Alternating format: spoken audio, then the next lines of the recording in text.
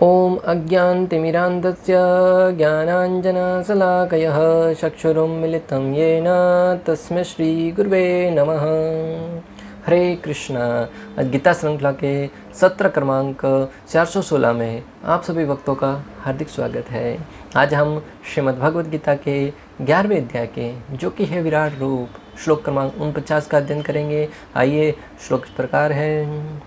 माते व्यथा मास विमुड्ढ भावो दृष्ट्वा रूपं घोरम इद्रक मम इदं व्यपेत विप्रीतमना पुनस्त्वं तदेव मे रूपम इदं प्रपश्य। अर्थात भगवान कहते हैं कि तुम मेरे इस भयानक रूप को देखकर अत्यंत विचलित एवं मोहित हो गए हो। अब इसे समाप्त करता हूँ। हे मेरे भक्त, तुम समस्त चिंताओं से पुनः मुक्त हो जाओ। तुम शांत चित्त से अब अपना इच्छित रूप देख सकते हो। भगवान श्री कृष्ण अर्जुन को यहाँ पर ढांढस बंधाते हुए, सांत्वना देते हुए कहते हैं कि मैंने तुमको इन सब का संहार अपने विश्व रूप में इसलिए दिखाया ताकि तुम यह समझ सको कि भीष्म आदि भी जो द्रौपदी के अपमान के समय चुप थे वे मेरे द्वारा मारे जाएंगे। भगवान ने अर्जुन से कहा कि मैंने आपको शांत हो जाओ, तुम्हें डरने की, भयभीत होने की कोई आवश्यकता नहीं है। मेरा औचित्य आपको विश्व रूप दिखाने का ये नहीं था कि तुम भयभीत हो जाओ, बल्कि मैं आपको यह दिखाना चाहता था विश्व रूप के माध्यम से कि तुम युद्ध के लिए तैयार रहो। अगर तुम युद्ध नहीं भी करोगे तो भी आपने उसमें देखा विश्व रूप में कि भीष्म पितामह, द्रोणाचार्य जैसे बड़े बड़े योद्धा थे, वो भी मृत्यु के मुंह में प्रवेश कर रहे थे। कारण जब द्रौपदी का अपमान हो रहा था उस समय वो खामोश थे। उस समय उन्होंने अपने कर्तव्य का पालन नहीं किया और स्त्रियों के प्रति होने वाले अपमान का, स्त्रियों के प्रति होने वाले दुराचार का प्रतिरोध नहीं किया। इस कारण उनकी आयु तो उसी समय समाप्त हो गई थी। उसी समय उनकी आयु है वो क्षीण हो गई थी।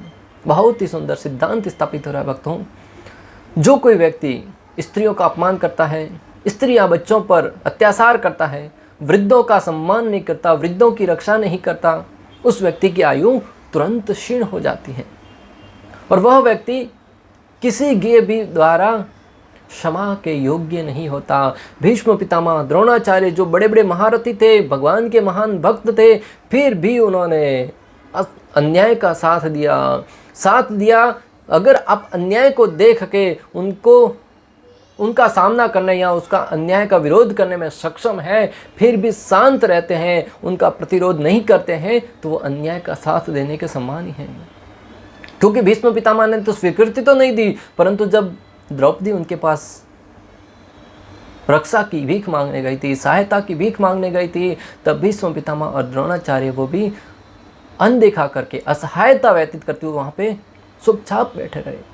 हालांकि भीष्म पितामह के पास वो शक्ति थी, द्रोणाचार्य के पास वो शक्ति थी कि वो ऐसा जघन्य अपराध करने से दुशासन को रोक सकते थे, परंतु उस समय उनको ऐसा करना उचित नहीं समझा। इसलिए भगवान श्री कृष्ण कहते हैं कि उसी समय उनकी आयु क्षीण हो गई थी, क्योंकि उस कार्य के द्वारा मैं उन पर कुपित हुआ था। और जिस पर भगवान श्री कृष्ण कुपित हो जाते हैं, जिस व्यक्ति के ऊपर भगवान श्री कृष्ण नाराज हो जाते हैं, वह व्यक्ति जीवन में जीते जी मर जाता है। इनका वध करना तुम्हारा उत्तरदायित्व है। अर्जुन से भगवान श्री कृष्ण कहते हैं कि अब इनका वध करना तुम्हारा उत्तरदायित्व है, क्योंकि जो निर्णय मेरे द्वारा लिया गया है उस निर्णय को पूर्ण करना तुम्हारा उत्तरदायित्व है। क्योंकि तुम्हारी भी वो भार्या थी, मेरी बहन थी, तुम्हारी भार्या थी, और तुमने उनका अपमान होते हुए देखा था।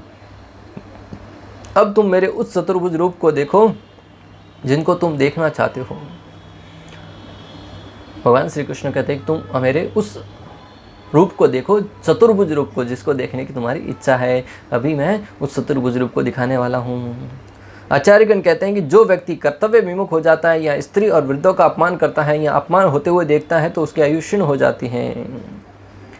भीष्म पितामह और द्रोणाचार्य इसके ज्वलंत दृष्टांत हैं। भीष्म पितामह स्वयं कहते हैं कि कलयुग में लोगों की आयु कम होगी। भीष्म पितामह स्वयं जब उपदेश देते हैं तब कहते हैं कलयुग में लोगों की आयु है वो कम हो जाएगी। कारण एक तो लोग देरी से, सूर्य उदय होने के उपरांत जगते हैं नींद से, रात को देर रात तक जागते हैं और सवेरे सूर्य उदय होने के उपरांत 10-11 बजे तक बिस्तरों में ही पड़े रहते हैं। जो व्यक्ति सूर्य उदय होने के उपरांत जगता है उसकी आयु वैसे ही क्षीण होने लगती है। और दूसरा, स्त्रियों का अपमान करना वृद्धों का अपमान करना। आज हम देखते हैं कि असहाय स्त्रियों के ऊपर अनेक प्रकार के अत्याचार हो रहे हैं, उनके साथ बलात्कार जैसी जघन्य घटनाएं घटित हो रही हैं। उसके उपरांत भी उनके साथ अमानवीय कार्य किया जाता है, जिसका बखान करना, उल्लेख करना भी हमारे तो हृदय से कांप जाता है भक्तों। जब ऐसी जघन्य घटनाओं के विषय में सुनते हैं, श्रवण करते हैं, तब हृदय है वो कांप उठता है। उनका हाथ क्यों नहीं डगमगाए? ऐसा जघन्य अपराध करते समय उनका बुद्धि है वो स्थिर कैसे रह गई? उनकी उस बहन की सीख सुनकर उसका कलेजा क्यों नहीं फट गया? उनके साथ ऐसा अमानवीय बर्ताव करते हुए। परंतु आज तो प्रति क्षण देखते हैं कि कहीं ना कहीं ऐसी अमानवीय घटनाएं घटती हैं। कोई तो सुर्खियों में आती हैं, कई तो घटनाएं ऐसी हैं जो अंदर ही अंदर दबा दी जाती हैं, मात्र उनके इज्जत के नाम पर या किसी शर्म हज्जा के कारण। परंतु अमानवीय तत्व हैं, उनकी मनोवृत्ति तो देखिए अनेक प्रकार की माताओं के साथ बर्बरता करते हैं। इसी कारण आज कलयुग में लोगों की आयु क्षीण होती जाती है। अरे जब एक द्रौपदी के प्रति निर्वस्त्र करने का अपराध करना नहीं, उसको समर्थन, उसकी रक्षा के लिए समर्थन नहीं किया भीष्म पितामह और द्रोणाचार्य ने, तब भगवान श्री कृष्ण ने उनकी आयु क्षीण कर दी। तो फिर जो व्यक्ति ऐसा जघन्य अपराध करता है, उनके संदर्भ में क्या कहा जाए? वृद्धों के ऊपर अनेक प्रकार के अत्याचार होते हैं। आज हम देखते हैं कि सक्षम घर के परिवार के बच्चे होते हैं, वो भी अपने माता पिता को वृद्धाश्रम भेज देते हैं धन देकर। जिस उम्र में माता पिता को सबसे अधिक आवश्यकता होती है अपने बच्चों की, उनके साथ रहने की, अपने पोता पोती के साथ खेलने की, उस समय उनके पुत्र और उनके पुत्र वधू उनको वृद्धाश्रम में भेज देते हैं। वृद्ध अवस्था में जो व्यक्ति है ना, उसको सबसे ज़्यादा अपने परिवार वालों की आवश्यकता होती है। अपने परिवार उसको कुछ खाने के लिए अच्छा दो नहीं दो चलेगा, परंतु उनके साथ बैठकर अगर पुत्र 10 मिनट आधा घंटा अच्छे से बात कर ले, पोता पोती उनके साथ खेलने के लिए हो, उस अवस्था में उनका बुढ़ापा है वो बड़े अच्छे से गुजर जाता है। परंतु आज के पुत्र और पुत्रियाँ अपने माता पिता को वृद्धाश्रम में भेजने जैसा जघन्य अपराध करते हो, उसी के फलस्वरूप उनकी आयु क्षीण हो जाती है। उनका बल, उनका तेज, उनका सौंदर्य धीरे धीरे क्षीण होने लगता है। और उस सौंदर्य को बनाए रखने के लिए अनेक प्रकार के कॉस्मेटिक, अनेक प्रकार के कृत्रिम पदार्थों का प्रयोग करते हैं। जो व्यक्ति अपने माता पिता की सेवा करता है, जो व्यक्ति स्त्रियों का सम्मान करता है, जो व्यक्ति बच्चों और औरतों की रक्षा करने के लिए हमेशा तत्पर रहता है, उस व्यक्ति का तेज, उस व्यक्ति का सौंदर्य, उस व्यक्ति का भाग्य है वो निखर कर बाहर आता है। जिन जिन महापुरुषों ने माताओं का सम्मान किया है, बच्चों की रक्षा करी है, उनका नाम आज भी बड़े सम्मान के साथ लिया जाता है। भले वो उनके विपक्ष के ही बच्चे क्यों ना हो, उनके विरोधी पक्ष के ही माताएं क्यों ना हो, उन्होंने कभी भी उनके प्रति असम्मान भाव प्रकट नहीं किया। जैसे शिवाजी महाराज है, महाराणा प्रताप है, जैसे महान योद्धा हुए जो सक्षम थे एक ही क्षण में सारे के सारे लोगों को धराशायी करने के लिए, परंतु जब स्त्रियों की बात आती थी, बच्चों की बात आती थी, वृद्धों की बात आती थी, हमेशा उनकी सुरक्षा करने के लिए तत्पर रहते थे। निर्बलों पर अत्याचार करना और धोखा देने की प्रवृत्ति। आज हम देखते हैं कि जैसे ही किसी व्यक्ति को निर्बल देखते हैं, तुरंत उसके ऊपर अत्याचार करना प्रारंभ करते हैं। भले वो देश हो, भले वो व्यक्ति हो, भले वो राज्य हो, कोई भी क्यों ना हो, जैसे इस पड़ोसी को निर्बल देखते हैं, उसके ऊपर अपना अधिकार जमाने के लिए तत्पर रहते हैं। निर्बल देशों को अपने कब्जे में धीरे धीरे लेना, उनकी मूलभूत आवश्यकताओं को पूर्ण करने में जो भी उनका क्षेत्र है, उनको हड़पने के प्रयास में आज अनेक देश हैं जो अपने आप को शक्तिशाली बताते हुए उनके ऊपर अत्याचार कर रहे हैं और धोखा देने की प्रवृत्ति। पहले युद्ध भी लड़े जाते थे तो सामने सामने वार होता था, सिद्धांतों के साथ लड़े जाते थे, धर्म के नाम पर युद्ध होता था। शाम को संध्या सूर्य अस्त होने के बाद युद्ध नहीं लड़े जाते थे, सूर्य उदय होने के उपरांत ही एक ध्वनि गुंजायमान होती थी, उसके उपरांत युद्ध की घोषणा होती थी, तभी युद्ध लड़े जाते थे। एक योद्धा से एक ही योद्धा लड़ेगा, पीछे से वार नहीं करेगा, अनेक नियम का पालन किया जाता था। परंतु आज धोखा देने की प्रवृत्ति, रात को सोते हुए बच्चों के ऊपर अनेक प्रकार के मारने जैसे प्रहार किए जाते हैं। आत्मघाती बम लेकर ट्रेन में मार देते हैं लोगों को। जो बच्चे हैं, माताएं हैं, निर्बल हैं, कोई अपराध नहीं था, उनको मारने के लिए आतंकवादी जैसे जघन्य अपराध करते हैं। इस कारण आज लोगों की आयु घट रही है, लोगों की प्रवृत्ति है वो, बुद्धि है वो अशुद्ध होती जा रही है। आवश्यकता है हम कृष्ण भक्ति के द्वारा, कृष्ण भावनामृत के द्वारा उन लोगों को वास्तविक ज्ञान प्रदान करके, उनको कृष्ण भक्ति के प्रति सजग करके ऐसी हृदय में मानवीय मूल्य प्रदान करें, क्योंकि आज का मानव मानव ही नहीं रहा भक्तों। कुत्ता है, बिल्ली है, अनेक प्रकार के प्राणी है, वो अपने अपने कर्तव्य के अनुसार पालन करते हैं। कुत्ता घर की रखवाली करता है, भोजन जो स्वामी देता है वो खाता है, गौ माता घास खाती है, दूध देती है, अपने बच्चों का पालन पोषण करती है, चिड़िया अच्छे से पालन पोषण करती है, अपने बच्चों का घोंसला बनाती है, भोजन ला के देती है। उनको किसी को नहीं बोलना पड़ता कि तुम कुत्ता बनो, बिल्ली बनो, वो अपना कार्य अच्छे से करते हैं। परंतु दुर्भाग्य की बात भक्तों, आज की मानव को कहना पड़ता है कम से कम मनुष्य बनो, क्योंकि हम अपने मानवीय मूल्यों से भी नीचे गिरते जा रहे हैं। मानवीय मूल्य है कि हम आहार के अनेक प्रकार के नशा, जुआ, मांसाहार, परिस्थिति, इन सारे के सारे व्यभिचारों से ऊपर उठे, परंतु मनुष्य आज इन चारों आदतों में पूरी तरह फंसा पड़ा है और पशुओं से भी जघन्य अपराध करता आ रहा है। भगवान श्री कृष्ण ने अर्जुन को अपने विश्व रूप का दर्शन यह दिखाने के लिए कराया कि लोग अपने कुकृत्यों के कारण पहले ही मारे जा चुके हैं। भगवान श्री कृष्ण ने अर्जुन को विश्व रूप इसी उद्देश्य से दिखाया कि यहाँ पर उपस्थित जिन्होंने अपने कुकृत्यों के द्वारा अपनी आयु पहले ही क्षीण कर दी है, वो पहले ही मारे जा चुके हैं। तुम्हें चिंता करने की आवश्यकता नहीं है। नहीं भी मारोगे तो भी मरेंगे, और मारोगे तो मरना ही है, यश तुमको प्राप्त करना है। यह दृश्य अर्जुन को इसलिए दिखाया गया क्योंकि भक्त शांत होते हैं और ऐसे जघन्य कर्म नहीं कर सकते हैं। अर्जुन को यह विश्व रूप इस दृश्य इसके लिए दिखाया क्योंकि भक्त है वो शांत स्वभाव के होते हैं और वो मारने काटने में विश्वास नहीं करते हैं। अपने हृदय की सरलता से दूसरों को मोहित करके उनका हृदय परिवर्तित करने का प्रयास करते हैं। अर्जुन के अंदर भी क्षत्रिय योद्धा होने के साथ साथ एक भक्त का भी स्वभाव था, जो बहुत ही कोमल और दयालु स्वभाव का था। वो अपने समक्ष उपस्थित अनेक योद्धाओं को मारकर उनकी पत्नियों को विधवा करना नहीं चाहता था, बहन बेटियों को विधवा करना नहीं चाहता था। उसके अंदर दया थी, करुणा थी। इसके लिए तो वो युद्ध से पीछे हटने का बात कह रहा था। विश्व रूप प्रकट करने का अभिप्राय स्पष्ट हो चुका था। अब अर्जुन श्री कृष्ण के चतुर्भुज रूप को देखना चाह रहा था, अतः उन्होंने यह रूप दिखाया। विश्व रूप दिखाने का उद्देश्य है वो पूर्ण हो चुका था। अर्जुन भी जान गए थे, श्री कृष्ण बता चुके थे। अभी अर्जुन है वो भगवान श्री कृष्ण के चतुर्भुज रूप का दर्शन करना चाह रहा था। इसी उद्देश्य से भगवान श्री कृष्ण उनको चतुर्भुज रूप का दर्शन करवाते हैं। भक्त कभी भी विश्व रूप देखने में रुचि नहीं लेता, क्योंकि इससे प्रेमानुभूति का आदान प्रदान नहीं हो सकता। भक्त है वो कभी भी विश्व रूप को देखने के लिए लालायित नहीं रहता है, क्योंकि विश्व रूप देखने के उपरांत भक्त है वो भगवान के साथ प्रेम का आदान प्रदान नहीं कर पाएगा। अर्जुन जैसा महान भक्त जो स्वयं श्री कृष्ण के साथ रहा है, आदान प्रदान किया है, वह भी विश्व रूप देखने के उपरांत भयभीत हो जाता है, आतंकित हो जाता है। उस दृश्य को देखकर प्रेम का भाव है वो हृदय में भय के रूप में परिवर्तित हो जाता है।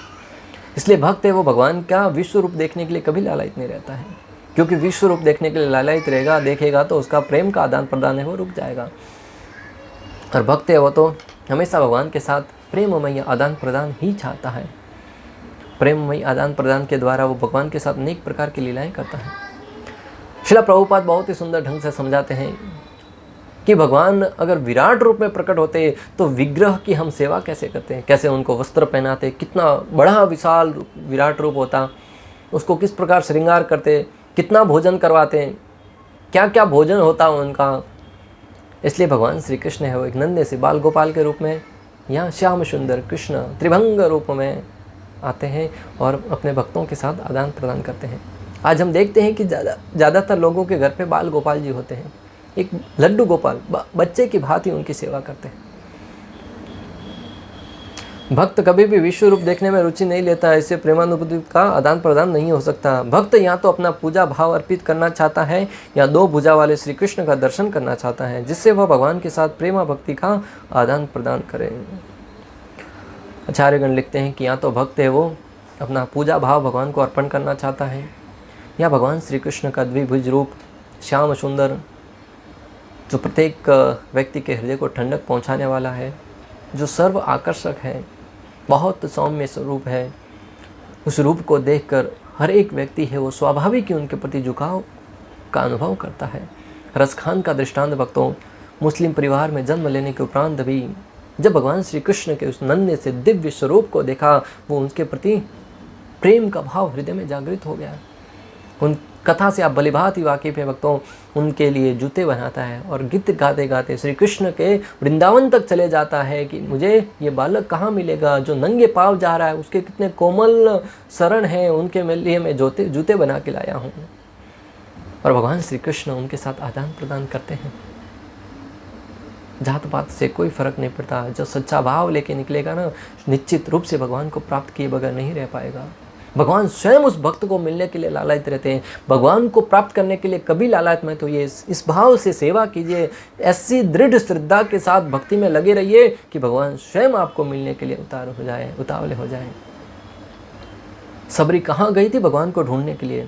अपने ही स्थान पर रहकर इतनी तीव्रता के साथ भगवान की सेवा करने के लिए आतुर थी, उत्सुक थी और प्रतिदिन भगवान श्री रामचंद्र के इंतजार में बैठी रहती थी, उनके लिए सुंदर श्रृंगार करती थी, घर को अच्छे से सजाती थी और उनकी प्रतीक्षा करती रहती थी। प्रभु श्री रामचंद्र, आचार्यगण कहते हैं कि किसी और रास्ते से आगे जाने वाले थे, परंतु जब उन्होंने देखा कि उनकी एक भक्त है वो उनकी प्रतीक्षा कर रही है, अपना रास्ता परिवर्तित कर दिया और सबरी को दर्शन देने के लिए निकल पड़े। बोलिए प्रभु श्री रामचंद्र भगवान की जय। यह है भगवान की महिमा।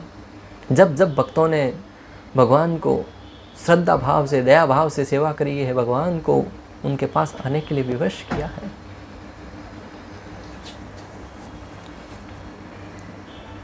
भगवान की स्तुति करते हुए इंद्रदेव भागवतम 10.27.9 में कहते हैं, हे दिव्य प्रभु, आप इस जगत में उन सेनापतियों को विनष्ट करने के लिए अवतरित होते हैं जो पृथ्वी का भार बढ़ाते हैं।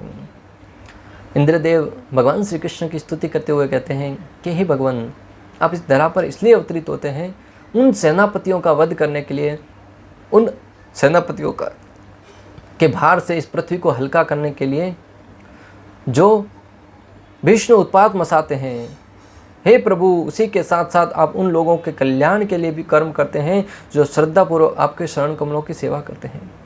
भगवान के वैसे तो प्रकट होने के अनेक उद्देश्य होते हैं, एक ही साथ अनेक कार्य करके जाते हैं, परंतु यहाँ पे जो इंद्रदेव वर्णन कर रहे हैं उसके अनुरूप वो कह रहे हैं कि एक तो उन आतताइयों का वध करने के लिए, उन असुरों का वध करने के लिए जो त्राहिमाम मचाते हैं, और दूसरा अपने भक्तों के ऊपर कृपा करने के लिए, उनके श्रद्धा को बढ़ाने के लिए, उनके ऊपर कृपा करने के उद्देश्य से आप इस धरा पर अवतरित होते हैं। अपने भक्तों की इच्छा के अनुसार दिव्य शरीर धारण करने वाले शुद्ध चेतना रूप सर्वस्व समस्त वस्तुओं के बीच तथा समस्त प्राणियों के आत्मा रूप आपको मैं नमस्कार करता हूँ। यहाँ पे इंद्रदेव भी कहते हैं कि अपने भक्तों की इच्छा के अनुरूप दर्शन देने वाले, दिव्य दर्शन देने वाले, रूप धारण करने वाले भगवान अपने भक्तों के इच्छित रूप को दिखाने के लिए हमेशा लालायित रहते हैं। हनुमान जी भगवान श्री कृष्ण को रामचंद्र के रूप में देखना चाहते थे तो रामचंद्र के रूप में परिवर्तित हो गए। जामवंत जी भगवान श्री कृष्ण को प्रभु श्री रामचंद्र के रूप में दर्शन करना चाहते थे तो रामचंद्र के रूप में परिवर्तित हो गए।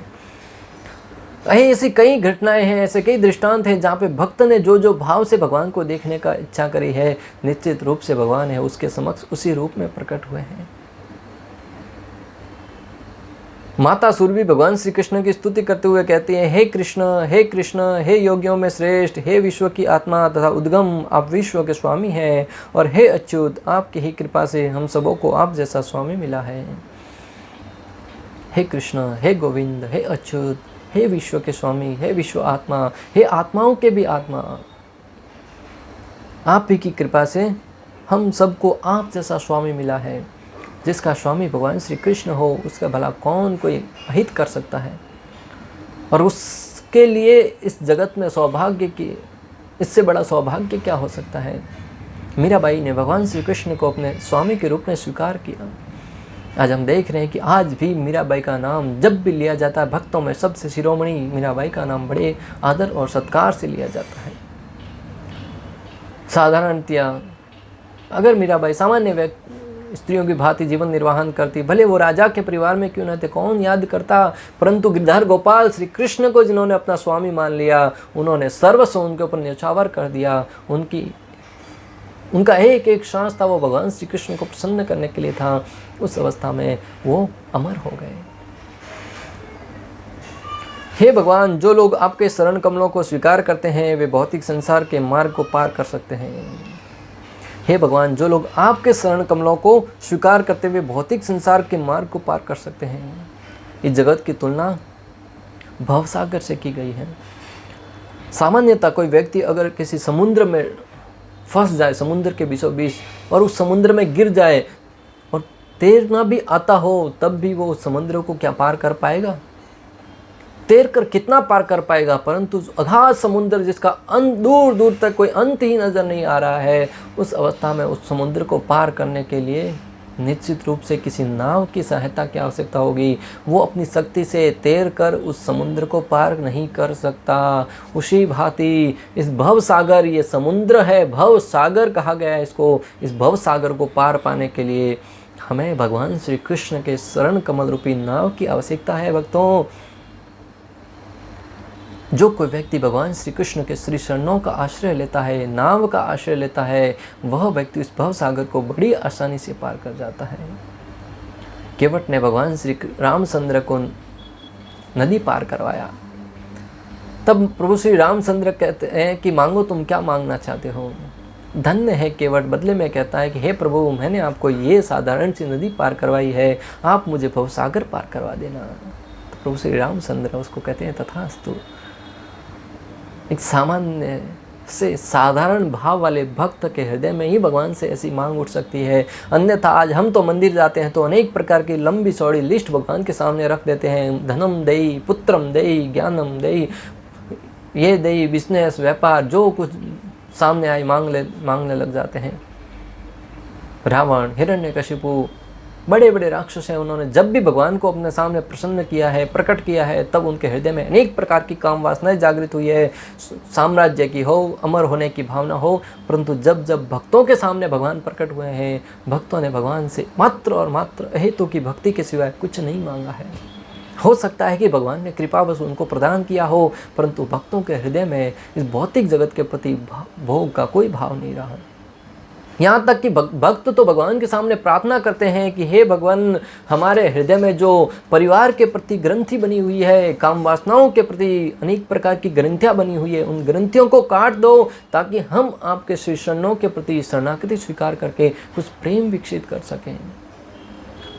इस प्रकार हम समझ सकते हैं कि जब भगवान श्री कृष्ण की शरणागति स्वीकार करेंगे, निश्चित रूप से हम इस जीवन में सफल माने जाएंगे।